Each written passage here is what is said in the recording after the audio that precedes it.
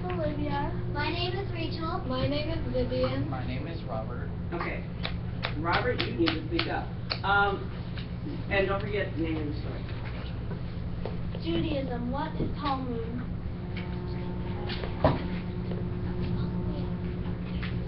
Rabbi Meir of Rothenburg sat on his desk studying the holy books in the morning light, and morning light streamed through the window, casting a golden glow on the high wooden shelves and the leather-bound volumes that covered the walls of his room. As he pondered over the meaning of the words that lay before him, he heard a knock-knock on the door.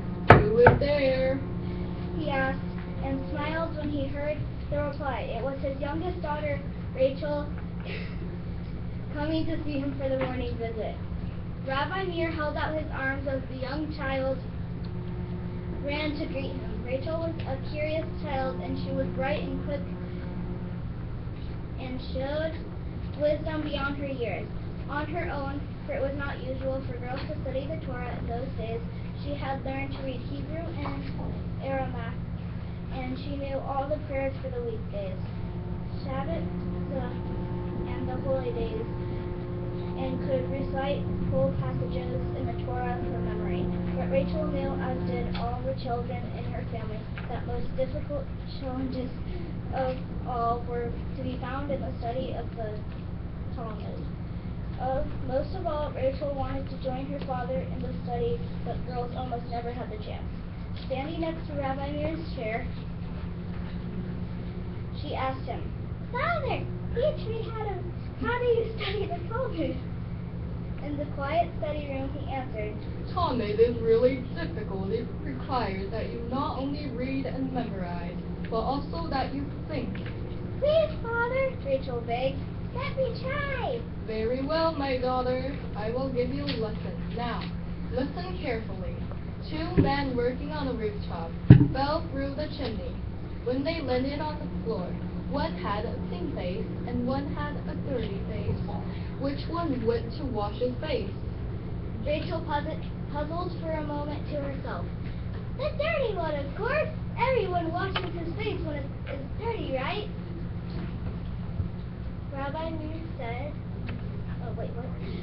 But then she had a second thought and said eagerly, "I know, Father." Then the one with the clean face went to wash. Rabbi Meir said, That is good thinking, my child. Sorry. And how do you know that is the answer? Confident now, Rachel replied, "Because he looked at the dirty face of his friend and thought that his must be dirty too, whereas the dirty one looked at the face of his friend and thought that his face must be clean." Rabbi Meir smiled at his daughter. That is good thinking, my child. He said, But to study Talmud, you must think a little harder than that. "Why, Father?" Because said Meir, as he stroked her hair. If two men fell down the chimney, how is it possible that only one of them would have a dirty face? Rachel's face fell when she heard the reply, but her father consoled her. You did very well. Always look for the answer behind the answer. That is how we study Talmud. With that idea to think about, Rachel returned to her reading for the day, while her father, Rabbi Meir, the scholar, went back to the difficult passage of the Talmud and that lay before him, to study, to question, and to write. The end.